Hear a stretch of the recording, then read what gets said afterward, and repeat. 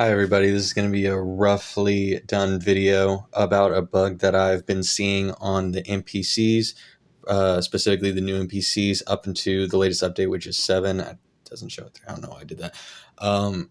What happens is in my drum programs, usually when I have them organized, I usually just do it on one bank.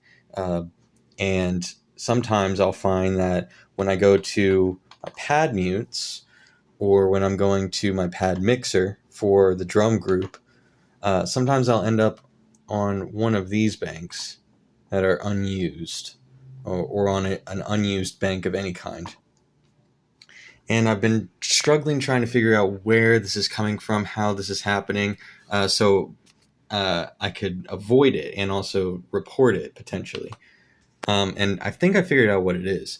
So I have here in my project 4 MIDI tracks, 4 audio tracks linked to some synthesizers that I have in my studio. And on MIDI tracks, you can use the bank select buttons as an octave. So if I do this, we're in one octave, and this is another one. You can't really see it, but this is going lower to bank A and then higher to bank D. And when you change them in a MIDI track and go back to your drum program, that doesn't really affect it much. It just goes right back to the bank that all of your drums are on, the bank that you were last using, I believe. That doesn't affect it much. All the way up to bank D, none of these are doing anything. As you can see, the light is just going right back to bank A. But what I found is that if you were to leave that track and go back to your drums, and you laid out a MIDI sequence of drums, and you wanted to edit them in the grid mode, I noticed that doing this using the shortcut to get to grid mode, which is double pressing the pad perform button right here on the MPC X, it might be something else on the One or the Live.